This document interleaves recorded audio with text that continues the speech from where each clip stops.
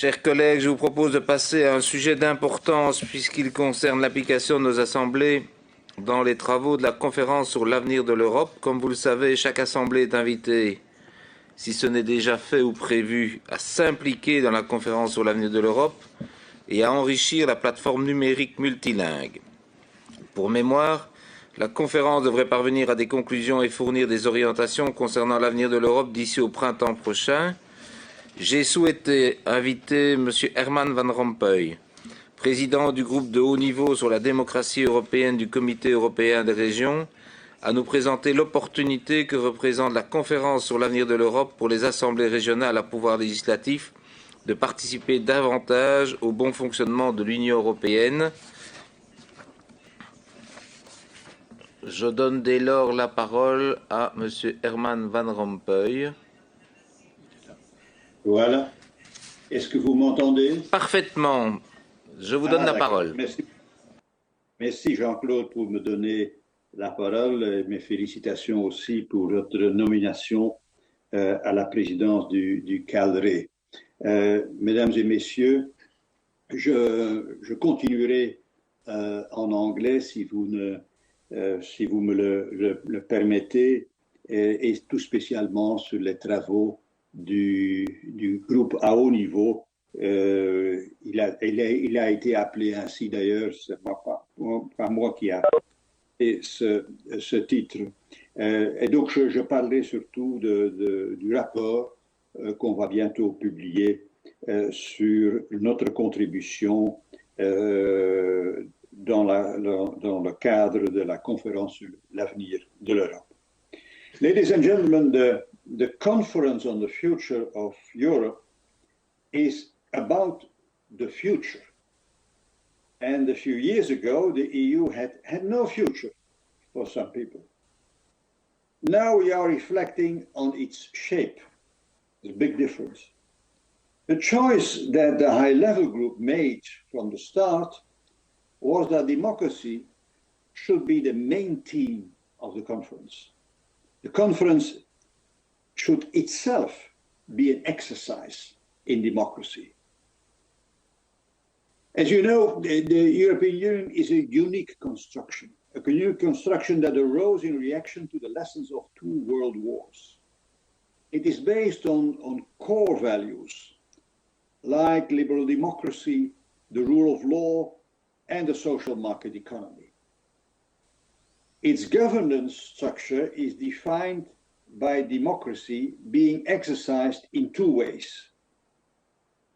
All the member states are functioning democracies based on parliamentary majorities, on the one hand, and at the EU level, transnational democracy is expressed by a system of checks and balances via the European Parliament, the European Commission, and the Council, catering this dual nature of the EU, a union of states and a union of citizens. By the way, the Union is neither an international organization nor a nation state. But despite this dual democracy, many citizens have the perception that the EU has a so-called, and I emphasize the word so-called, democratic deficit. There clearly is dissatisfaction with the way European democracy functions in practice. And that's why it is so important to start by explaining why the EU is as it is, why it has the institutions it has, and the checks and balances it needs to cater for the interests of all. This would then make it easier to reinforce legitimacy and democracy by working on more traceable political processes involving all the various layers of governance in Europe. We should be far more robust in challenging the assaults on the EU legitimacy, while at the same time ensuring a better and more transparent functioning of the European model of democracy. Schools, university, and media, they can help in this endeavor. But the leaders themselves must do much more to defend Europe and the decisions they themselves have taken at European level. But European democracy is not the only one under pressure.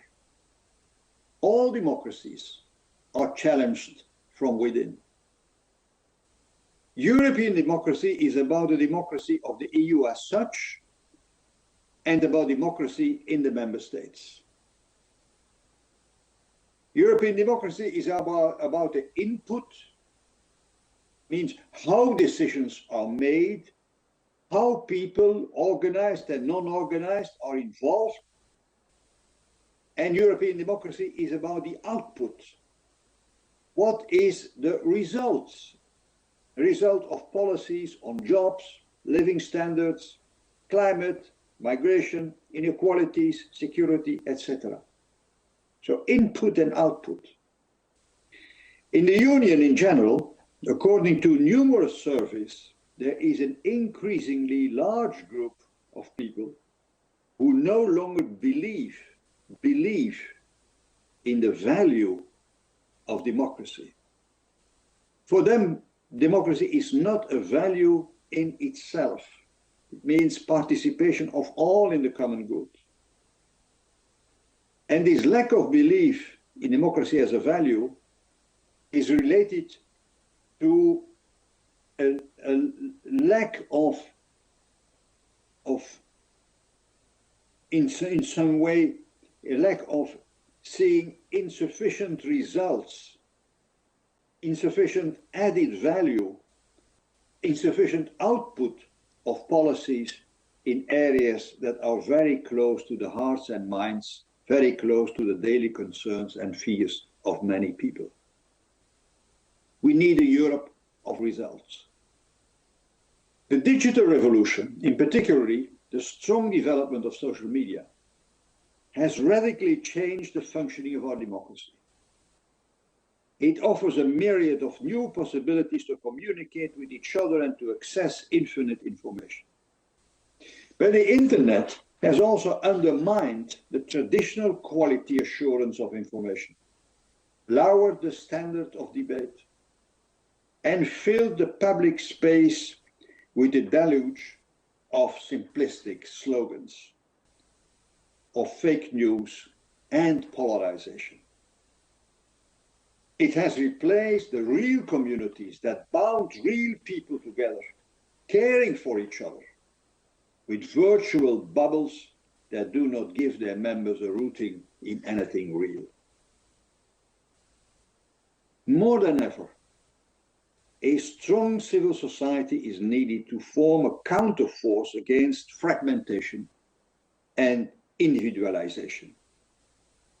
More than ever, reliable public institutions are needed to strengthen trust in politics and politicians. More than ever, the truth needs a chance to stand against the lie.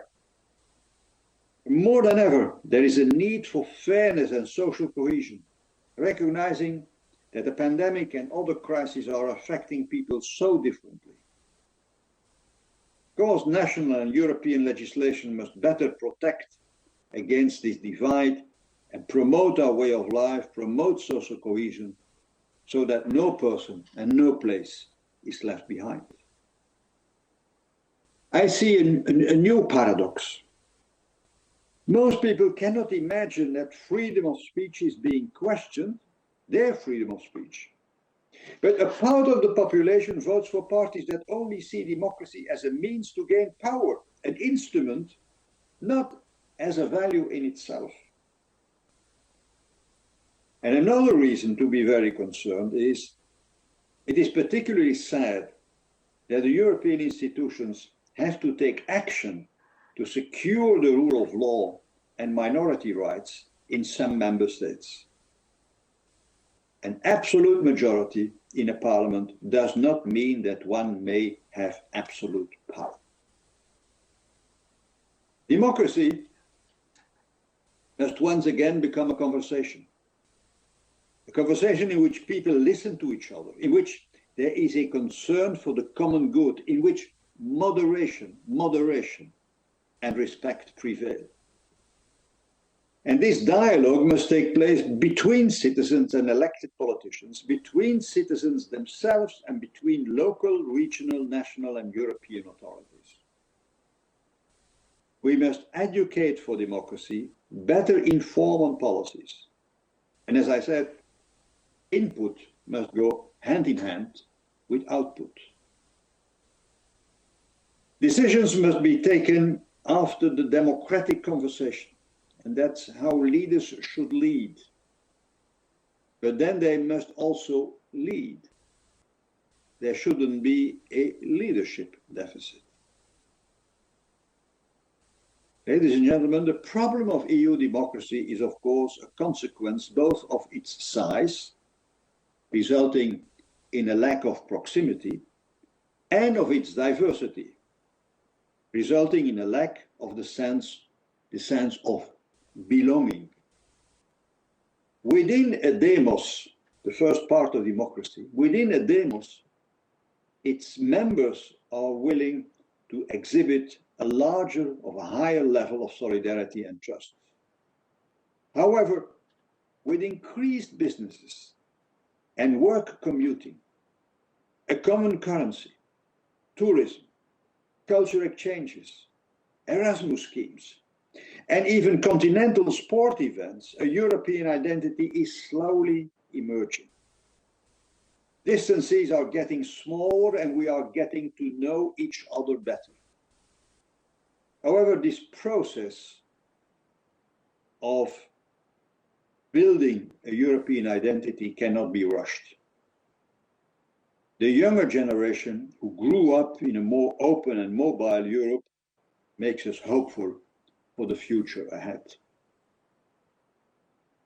The strengthening of European democracy at large must come from the bottom up, through a greater democratic empowerment of citizens and through local and regional elected representatives, in whom many citizens have greater confidence than in other political representatives. It's a fact of life. Moreover, local and regional politicians constitute a group of over 1 million elected people who can bridge the distance in an organic way and improve proximity, both between people and Brussels, as well as among the peoples of Europe. By the way, no one else in the Conference on the Future of Europe will even think about this aspect. It is a unique opportunity to bring that existing local and regional dimension of our democracy into the debate. The high-level group assumes that the Conference on the Future of Europe will not decide on major changes to the treaties. The conference is not a convention, as it was 20 years ago. But much can be done within the current structures to strengthen and deepen the EU and to deepen democracy. See how the Union's role has grown de facto in 2020 through the Recovery Fund and through joint vaccine purchases. By the way, before thinking on a convention, first thing to do is to respect the current treaties and the values they contain. This reflection on the future of our democracy does not end with this conference. Do not expect Copernican results, but some kind of conference must become permanent, be it in a simpler form. If all this is a one-time consultation, then it lacks credibility. That conversation with citizens should be held regularly, especially about the strategic political agenda. Means, what are the real priorities of many people? And a regular consultation about the implementation of this agenda. A crucial element in democratic renewal is a strengthening of participatory or deliberative democracy as a complement to representative democracy, which is and which remains at the heart of our political system. We need to learn to converse again. The technique used in the Conference on the Future of Europe, citizens' panels, digital platforms, can also be used elsewhere. They have to be taken seriously by policymakers. The Conference on the Future of Europe's digital arm shows how the internet can be used to reach people and bridge hierarchical, geographical, and linguistic gaps between people in Europe. All organizations, and the Committee of the Regions in particular, could start from people's need to connect and offer a digital layer of community building on top of the excellent network of local and regional authorities.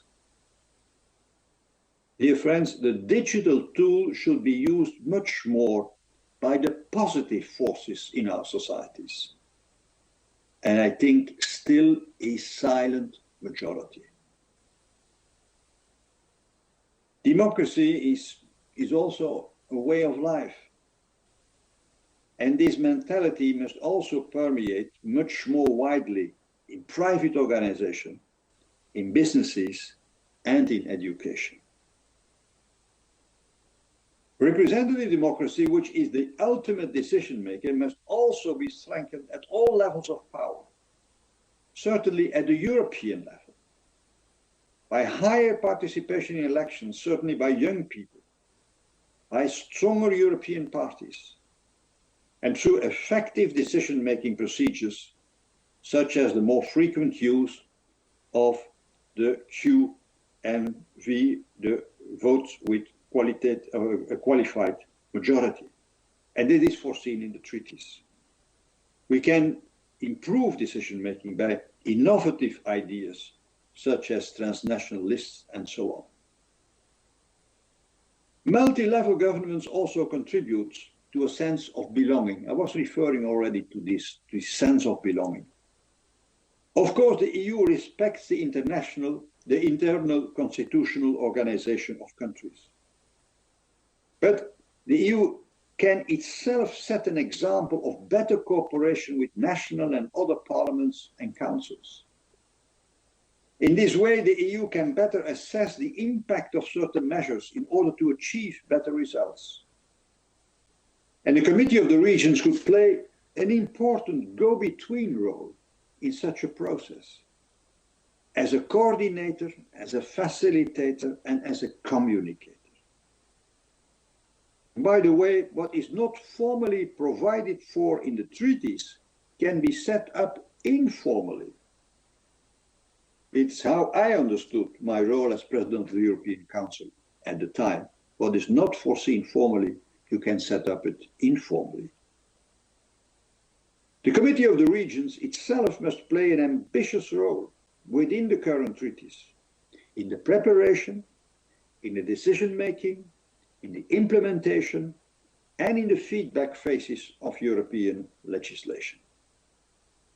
And to this effect, an interinstitutional agreement must be reached with the European Parliament, the Council, and the European Commission, so that the positions of the Committee of the Regions and the regional and local authorities it institutionally represents can be better taken into account. The EU institutions would also have to justify why it disagrees with certain positions of the regions. The Committee of the Regions itself must also reconsider its own functioning in this light, so as to improve its own efficiency and its own impact. All this has to be done taking into account the principle of subsidiarity, whereby governance is conducted as close to the people as possible, but whereby there is at the same time a concern to tackle the problems at the most appropriate level to achieve the best result for the people themselves. So this is an active and a dynamic subsidiarity. Many challenges of our time require a strengthening of the European level, but always in connection with the other levels of government, with local and especially regional authorities. In today's geopolitical struggle and the globalization of many problems, such as climate change, there is no place for taboos. There is no place for clinging to the concepts of the past. Dear colleagues, the high-level group is in the final stage of adopting its final report. It will then be up to the Committee of the Regions itself to reflect on the decisions and take them forward within the Conference on the Future of Europe. The high-level group reiterates that the times ahead are crucial, not only for the European Union, but for democracy itself. Democracy of the Union and democracy in the Union. And that work will not be finished after the end of the conference in the spring of this year. The idea of the conference is good. The startup was difficult, and the first activities show how difficult it is to listen to each other. Politicians and European institutions have to be more engaged. But what must be avoided in any case is a failure of the conference. That would be a jaw-dropper not only for those inclined to democratic renewal, but for the EU itself. And those who dream of a new convention help bring about results from this conference. If necessary, more time may be needed for this than originally anticipated. Things should not be rushed. Much is at stake. Thank you so much. Merci beaucoup, Monsieur le Président. Merci, Herman, pour ces réflexions extrêmement fortes et intéressantes. J'invite maintenant les représentants qui le souhaitent à faire brièvement état des contributions émises par les membres qu'ils représentent ou de réagir à l'intervention du président Van Rompuy. Je vous informe que le Conseil régional du Frioul-Vénétie-Julienne a d'ores et déjà adressé au secrétariat général sa contribution, de même que le Parlement de Wallonie. Celles-ci sont disponibles sur la plateforme du site web. Quelqu'un demande-t-il la parole? Oui.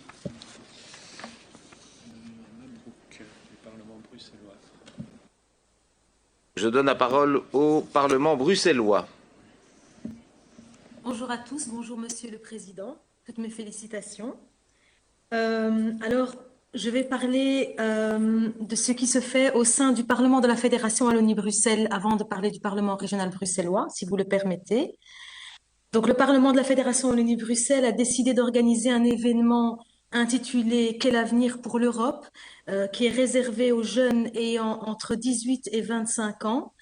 La veille de cet événement, le vendredi 18 mars prochain, aura pour objectif d'exposer au travers de présentations accessibles ce qui est attendu des différents participants et de leur donner des éléments pour aborder la journée du lendemain.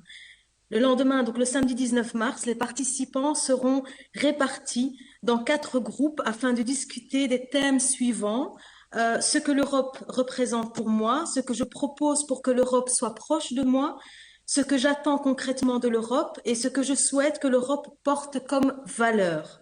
Ensuite, lorsque tous les groupes auront eu l'occasion de s'exprimer, ils se retrouveront ensemble pour parvenir non à une synthèse, mais à un document commun alimenté par tous les échanges. Le Parlement régional bruxellois, quant à lui, a lancé un appel à projet auquel plus de 750 Bruxellois entre 18 et 30 ans ont répondu. Il s'agissait de participer à un panel jeune sur l'avenir de l'Europe les 5 et 6 février 2022. Un tirage au sort parmi les personnes inscrites a permis de déterminer un groupe de 40 participants, aussi représentatif que possible de la population bruxelloise, sur base du genre, de la commune de résidence, de la langue et du niveau de formation. Ces 40 jeunes seront invités à réfléchir donc les 5 et 6 février prochains aux questions suivantes. Comment participer davantage aux décisions de l'Union européenne? Comment faire de Bruxelles la capitale de tous les Européens?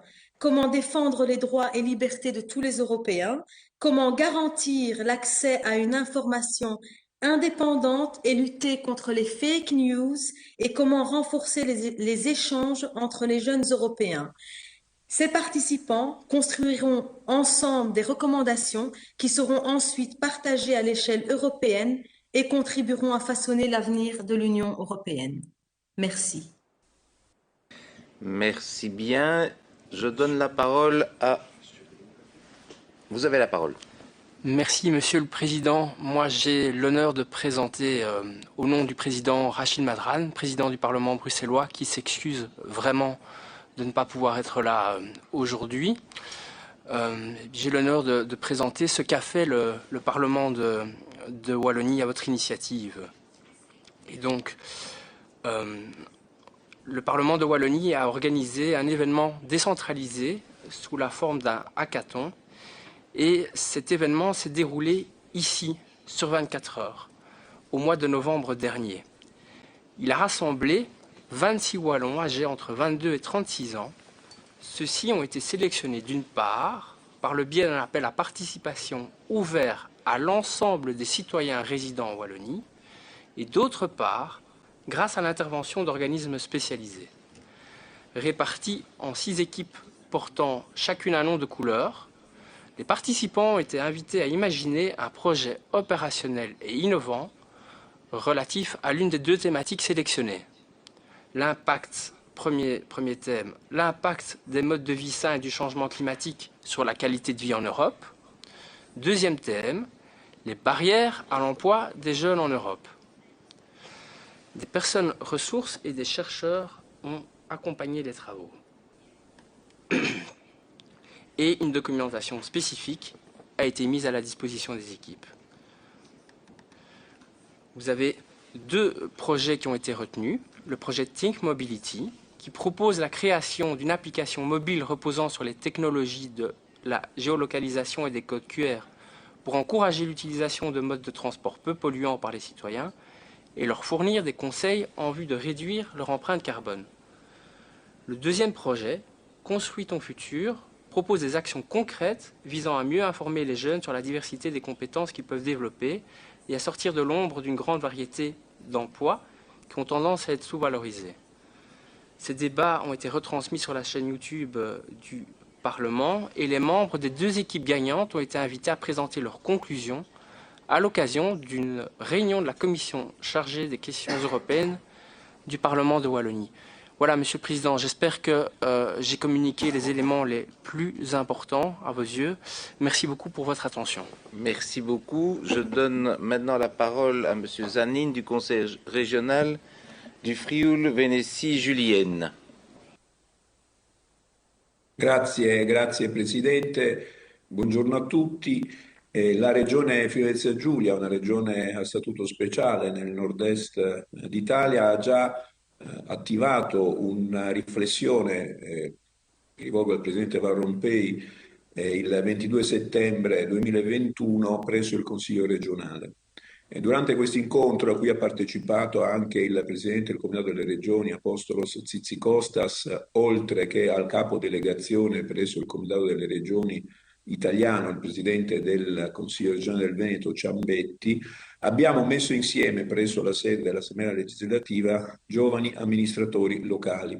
La nostra regione è una regione dove ci sono tantissimi piccoli e medi comuni e dove la presenza di giovani amministratori è particolarmente notevole. In questo incontro è emerso 2 problemi che la conferenza delle regioni deve in qualche modo affrontare. Il primo è limitare la distanza che esiste oggi tra i cittadini europei e le istituzioni europee. Per eliminare questa distanza, per cui molti cittadini anche della nostra regione vedono le istituzioni europee come qualcosa di molto lontano, di difficilmente apprezzabile, crediamo che un medium importante sia proprio quello dei giovani amministratori. Giovani amministratori che devono essere coinvolti nel processo decisionale delle istituzioni europee, ma devono essere anche fisicamente coinvolti alla scoperta delle funzioni, dei poteri e dei ruoli delle istituzioni europee. Al fine di fare questo, durante questo incontro che si è tenuto il mese di settembre dell'anno scorso, la volontà della nostra regione è di costituire una rete permanente di giovani amministratori che, interfacciandosi con il Consiglio regionale, con l'Assemblea legislativa del Friuli Venezia Giulia, svolgano, ecco, una funzione di monitoraggio continuo, di proposta continua, di suggerimenti continui, di approfondimenti continui tra quelle che sono durante l'anno le determinazioni delle istituzioni europee, Commissione, Consiglio d'Europa, Comitato delle Regioni, Parlamento europeo, e quelle ricadute che queste decisioni europee possono avere sulla vita dei cittadini della nostra regione e anche sulle amministrazioni comunali. Oltre questo, quindi la definizione di una rete permanente che in qualche modo sia diciamo così, di riferimento anche, speriamo, nel futuro dell'Europa, cioè possa in qualche modo questa rete che noi costruiamo a livello regionale far parte di un network più importante, più a livello nazionale degli Stati, ma anche delle istituzioni europee, e che abbia in qualche modo una dignità come quella del Comitato delle Regioni, cioè immaginare una rappresentanza di giovani amministratori degli enti locali che sia un interlocutore insieme agli altri delle istituzioni europee e dove in qualche modo questa interlocuzione abbia la dignità di poter in qualche modo esprimere la propria idea. Oltre a questo, un'altra parte fondamentale che è emersa in quell'incontro è che il futuro dell'Europa, le istituzioni europee del futuro devono trovare un equilibrio il più possibile coerente tra la democrazia partecipata e la democrazia rappresentativa. In questa riunione è emerso da parte dei giovani amministratori la valutazione che nella costruzione della conferenza sul futuro dell'Europa questo equilibrio sia venuto un po' meno, essendo in qualche modo più spinto verso la democrazia partecipata. Cioè il tentativo delle istituzioni europee è stato più quello di coinvolgere direttamente attraverso sondaggi, attraverso partecipazione, attraverso documenti, direttamente i cittadini e le cittadine europee, cosa sicuramente importante e giusta.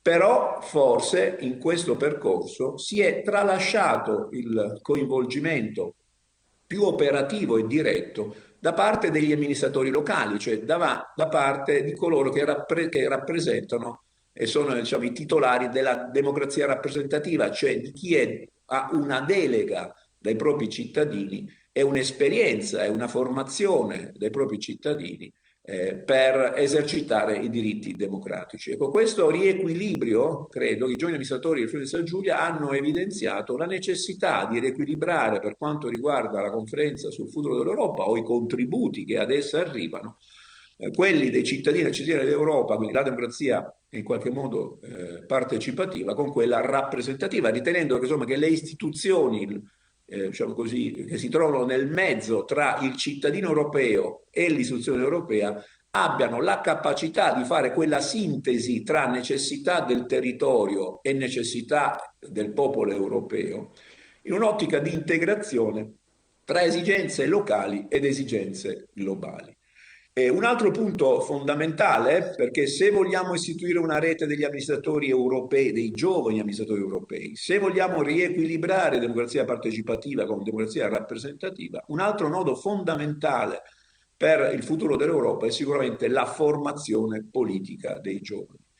C'è la necessità, in un momento nel quale la politica, almeno in Italia, viene vista con sospetto dai cittadini e dalle cittadine, o quantomeno con un ruolo che non è più un ruolo importante della capacità di interpretare bisogni per il futuro, visioni per il futuro, così come era nel passato, ma più forse vista come risoluzione dei problemi dei politici che molte volte assumono un ruolo magari per risolvere problemi limitati, personali, e non per avere una visione che riguarda le future generazioni. Per recuperare questa funzione della politica come visione c'è la necessità che non solo i singoli Stati membri, ma l'istituzione europea metta in campo e rafforzi un processo importantissimo finalizzato proprio alla formazione della classe dirigente politica europea del futuro. E qua ci vuole, diciamo così, uno sforzo da parte di tutti, perché i giovani amministratori si sentono un po' abbandonati, non essendoci più, almeno in Italia, un ruolo propedeutico ed ermeneutico rispetto alla formazione politica da parte dei partiti che hanno perso un po' il ruolo.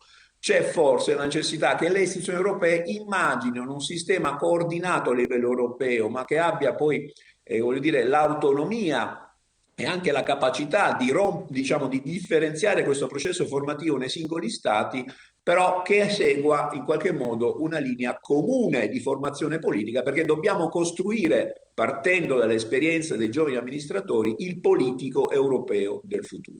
Questi sono stati alcuni spunti che sono stati in qualche modo consegnati al presidente Tzitzikostas nell'incontro del 21 settembre del 2021 da parte della nostra regione come contributo alla discussione sulla conferenza sul futuro dell'Europa. Grazie a tutti e buon lavoro.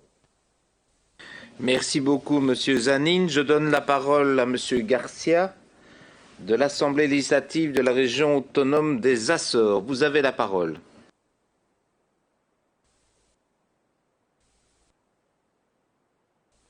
Bom dia a todos. Senhora Presidente da Câmara, permita-me que inicie a minha participação nesta reunião por felicitar Vossa Excelência pela sua eleição e desejar-lhe as maiores felicidades, uma vez que não tive a possibilidade de estar presente na reunião do passado dia 26, porque o nosso Parlamento estava na semana do debate do plano de orçamento para este ano. Permita-me também, nesta fase inicial, um cumprimento ao anterior Presidente, Gustavo Matos, pelo trabalho desenvolvido ao longo dos 2 anos, em condições muito difíceis, e que quero-lhe aqui prestar esta homenagem e essa saudação pelo trabalho que desenvolveu, mesmo em condições muito difíceis. Relativamente, e procurando ser breve, dar nota de algumas iniciativas que o Parlamento dos Açores tem tido no âmbito da Conferência para o Futuro da Europa, dizer que a Assembleia dos Açores tem incentivado a divulgação e a participação junto da população e de todas as assembleias locais e regionais portuguesas desta importantíssima iniciativa, que participamos em algumas atividades no âmbito da Conferência sobre o Futuro da Europa, com destaque para o Fórum O Futuro dos Açores na Europa, em que se debateu, entre outros temas, a democracia e a participação dos cidadãos na União Europeia. Relembrar também que, em parceria com a CALRA e com o Comitê das Regiões e com o Governo Regional dos Açores, organizamos também um fórum sobre o futuro das regiões europeias, também no âmbito da presidência que os Açores tiveram das regiões ultraperiféricas da Europa. E mesmo com esta iniciativa a caminhar para o seu fim, essa conferência sobre o futuro da Europa, nós pretendemos continuar a debater estas políticas, formas de participação dos cidadãos na União Europeia. Estamos a preparar também, no âmbito dos 45 anos que o nosso Parlamento este ano está a assinalar da nossa autonomia política ou administrativa, uma conferência dedicada às políticas da coesão da União Europeia, políticas que são tão importantes para todas as nossas regiões. E creio que mesmo terminado esta iniciativa, que é uma iniciativa louvável, para envolver os cidadãos, para arranjar formas de os cidadãos poderem dizer o que querem desta Europa, nós devemos manter o seu espírito vivo, manter os seus objetivos e de envolver permanentemente os cidadãos, sobretudo os mais jovens, na construção da Europa, porque isso dá legitimidade ao projeto europeu e dá, sobretudo, futuro. Os jovens são essenciais para a construção de uma identidade europeia que é tão necessária, porque ninguém ama aquilo que não conhece e nós temos que dar, de fato, a conhecer a União Europeia, a importância da União Europeia nas nossas vidas, aos nossos jovens. Daí que o envolvimento das escolas também é a nossa preocupação fazê-lo é absolutamente decisivo e determinante para este envolvimento, para construirmos gerações no futuro que possam e queiram participar mais neste projeto europeu, que, como já disse, é fundamental para o seu futuro e para a sua legitimidade. Muito obrigado a todos. Merci, Monsieur le Président Garcia, pour votre intervention. Je vous informe qu'ensuite de la publication des conclusions de la conférence sur l'avenir de l'Europe, j'adresserai à l'ensemble des membres un formulaire les invitant à faire part de leurs contributions. Cela nous permettra notamment d'éditer un recueil rassemblant ces contributions et de valoriser celles-ci sur les médias sociaux. J'indique à Monsieur le Président Van Rompuy qu'il peut rester avec nous pour l'ensemble des travaux, mais que s'il souhaite nous quitter, il en a évidemment tout à fait l'opportunité.